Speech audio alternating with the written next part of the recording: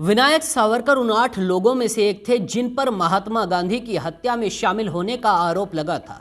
सावरकर की तरफ हत्या की साजिश की सुई कैसे घूमी थी, नाथूराम गोडसे और विनायक सावरकर का क्या रिश्ता था और सावरकर महात्मा गांधी की हत्या के आरोपों से कैसे बचे थे। नमस्कार, मैं हूं आकार, जनसत्ता में आपका स्वागत है। स्पेशल स्टोरी में कहानी सावरकर के गांधी हत्या से कनेक्शन की। महात्मा गांधी की हत्या के लिए नाथूराम, विनायक गोडसे और नारायण आप्टे को 15 नवंबर 1949 को फांसी की सजा दी गई थी। गांधी की हत्या के मामले में सह अभियुक्त और नाथूराम के छोटे भाई गोपाल गोडसे को आजीवन कारावास की सजा सुनाई गई थी। लेकिन शक की सुई विनायक सावरकर की तरफ भी गई।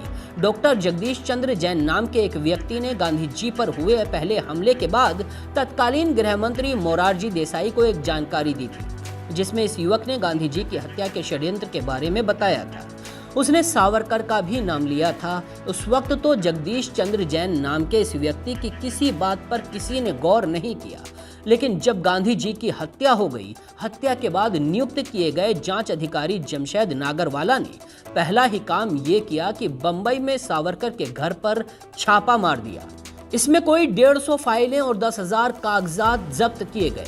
हालांकि छापे के बाद सावरकर को तुरंत गिरफ्तार नहीं किया गया, क्योंकि ये डर था कि उस समय उनकी गिरफ्तारी से पूरे बंबई प्रांत में आग लग सकती थी। तब जांच अधिकारी नागरवाला ने कहा था, अपनी आखिरी सांस तक मुझे ये भरोसा रहेगा सावरकर ने ही गांधी हत्या का षड्यंत्र रचा था। ये पूरा किस्सा अशोक कुमार पांडे की किताब सावरकर, काला पानी और उसके बाद में लिखा गया है। किताब में लिखा है, 27 फरवरी 1948 को नेहरू को लिखे पत्र में तत्कालीन गृह मंत्री पटेल ने भी लिखा था। गवाहियों से यह स्पष्ट उभर कर आ रहा है कि सावरकर के नेतृत्व में हिंदू महासभा के एक कट्टरपंथी धड़े ने गांधी हत्या का षड्यंत्र रचा और इसे अंजाम दिया गया।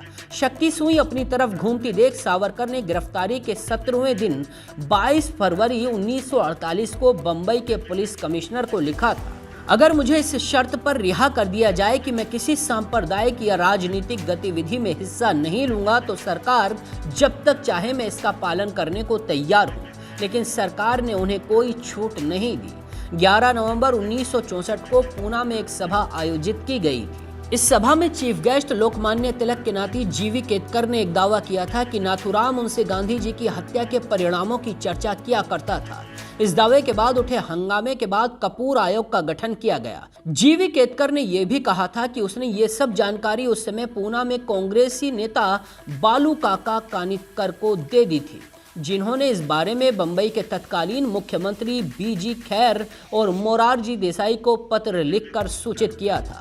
हालांकि साक्ष्यों के अभाव में सावरकर को दोषी करार करना असुरक्षित पाया गया, लेकिन कपूर आयोग की रिपोर्ट से पता चला कि ऐसे कई साक्ष्य थे जो ये बताते थे कि गांधी हत्या के लिए दिल्ली आने से पहले गोडसे और आप्टे सावरकर से मिले थे। सावरकर ने खुद पर लगे आरोपों के जवाब में कहा था, हो सकता है 14 जनवरी को गोडसे और आप्टे सावरकर दोनों सदन में आए हों। मुझसे आप्टे और गोडसे ने पूना में अपना परिचय हिंदू सभा के कार्यकर्ता के रूप में कराया था और बाद में इनसे मेरा व्यक्तिगत रूप से परिचय हुआ था।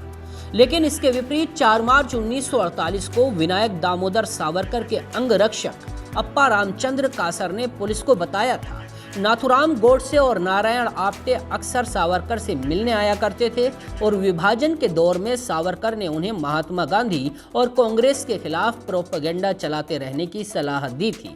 3 या 4 जनवरी को करकरे एक पंजाबी युवक के साथ सावरकर से मिलने आया और वो लगभग 15-20 मिनट सावरकर के साथ रहे। 15 या 16 जनवरी को आप्टे और गोडसे रात 9:30 बजे सावरकर से मिले और 23 या 24 जनवरी को फिर से वो सावरकर से सुबह 10 या 10:30 बजे मिले।